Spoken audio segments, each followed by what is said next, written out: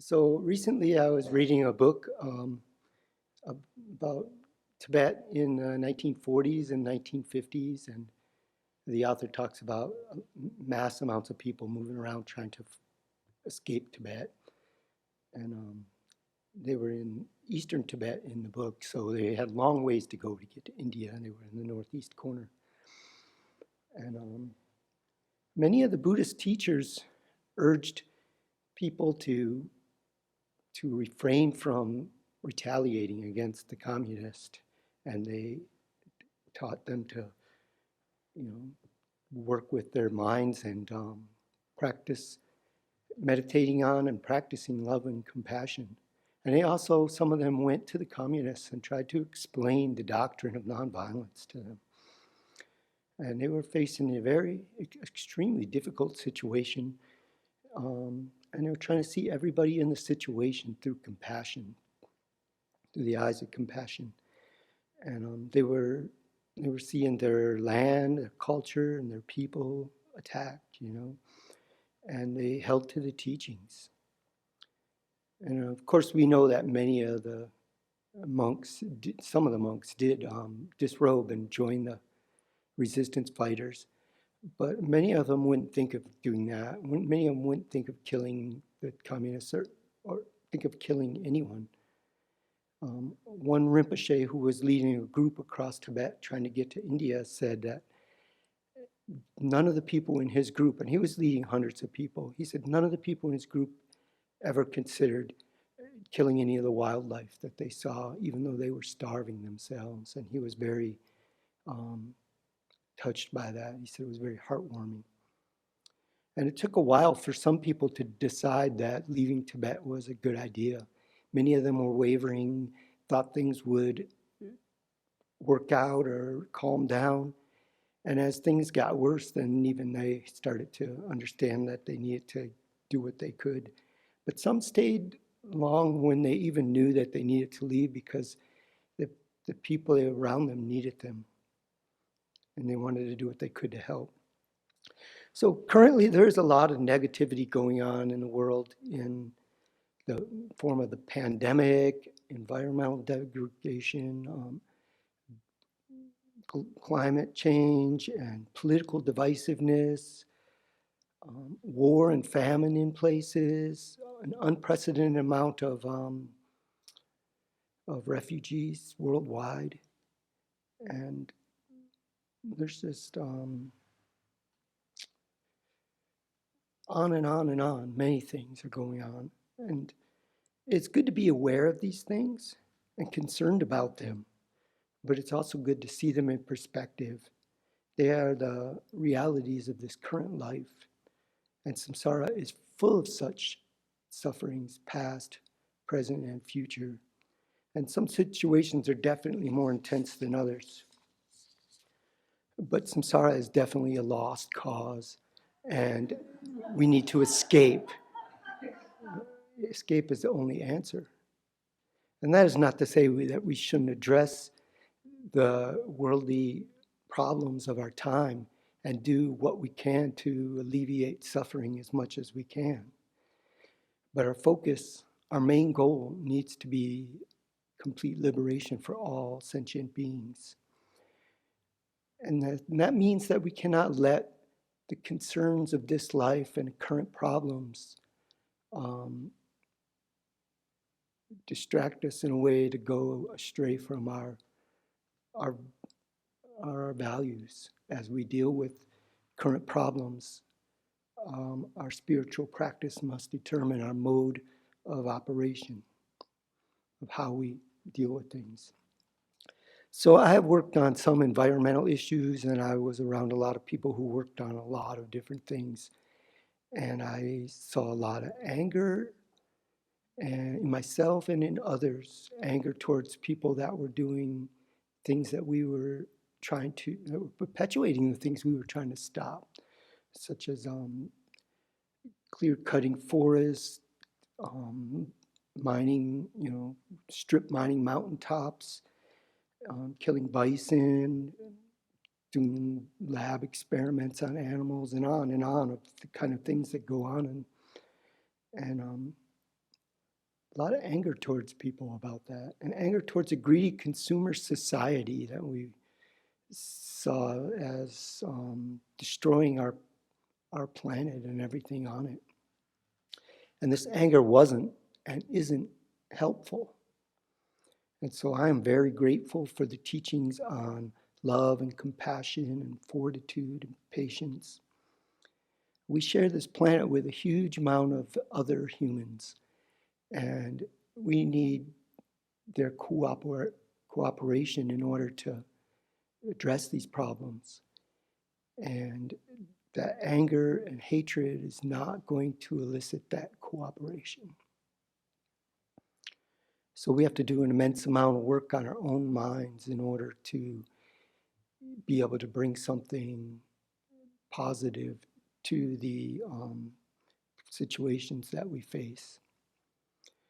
Taming the mind and developing a kind heart and developing wisdom are needed, not only for our own peace of mind, but for the effects that it has on the people around us.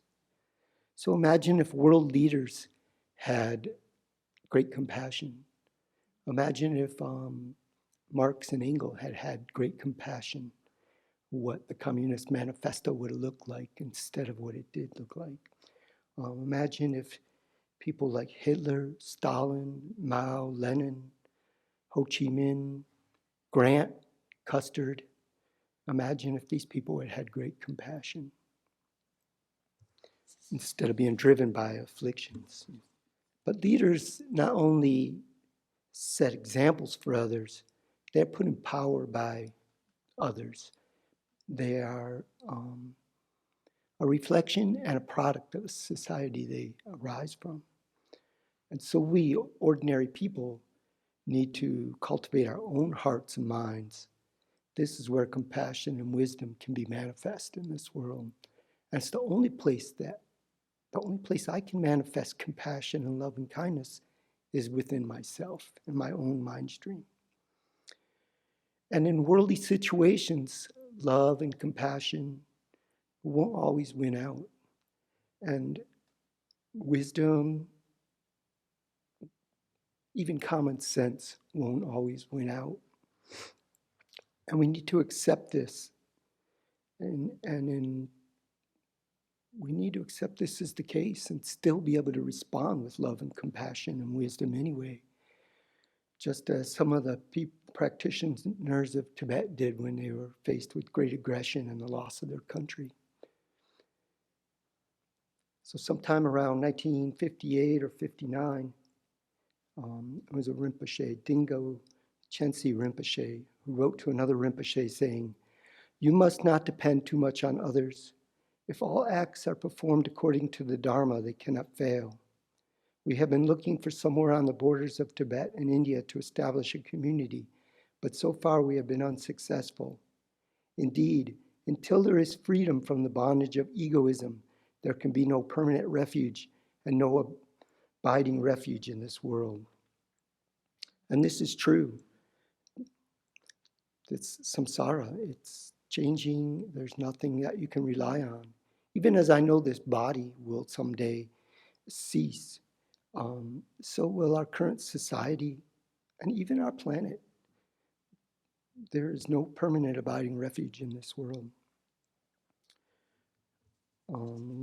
One Rinpoche who was leading a large group towards India, attempting escape, addressed this whole big group. I think it was about 350 people he was leading at that point. And he said, "Our journey to India must be thought of as a pilgrimage, something that in the past few Tibetans have been able to make.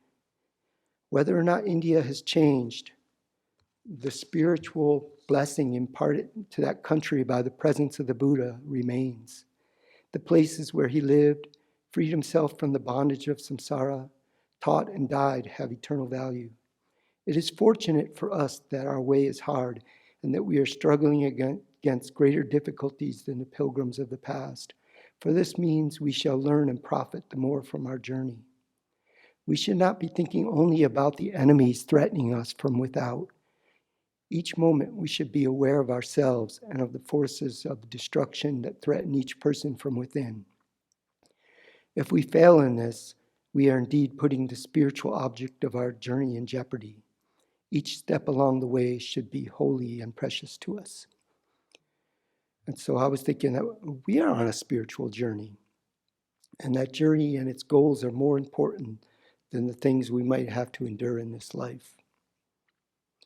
And each and every sentient being has been our mother countless times, and each and every one of them is more important than the pleasures or the calamities of this life. So our goal is to liberate each and every sentient being, each and every one of them, from the sufferings of samsara. And we must complete the path to full awakening in order to be able to do this, to attain this goal. And so this is so much bigger than this one life, this one planet, this one world system. In the words of His Holiness, the Dalai Lama, if we have been reborn time after time, it is evident that we have needed many mothers to give birth to us. It should be mentioned that our births have not been limited to the planet Earth. According to the Buddhist view, we have been going through the cycle of life and death far longer than our planet has existed. Our lives are therefore infinite, as are the beings who have given birth to us.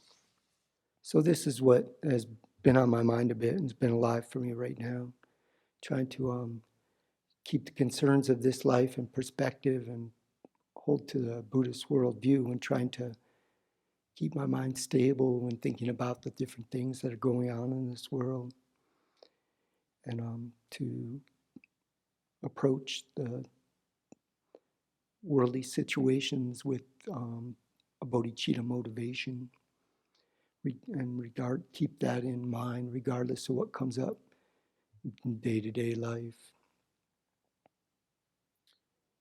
And I was thinking last night, Venerable gave a talk and talked a lot about, the topic was science and technology. But she talked about how when somebody develops something, they need to think not only of what benefits they may have thought can be coming from this, but also what drawbacks or negativities might be anticipated. And I thought about that, and I thought that could apply to many more things than just science and technology.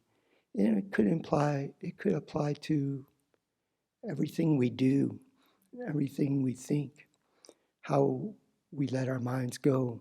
Is this way of thinking about something more beneficial than it is negative? If I do this action, what are the consequences and such? And of course, we don't want to be letting ourselves get trapped in doubt. We're always worried about because there's always unforeseen consequences.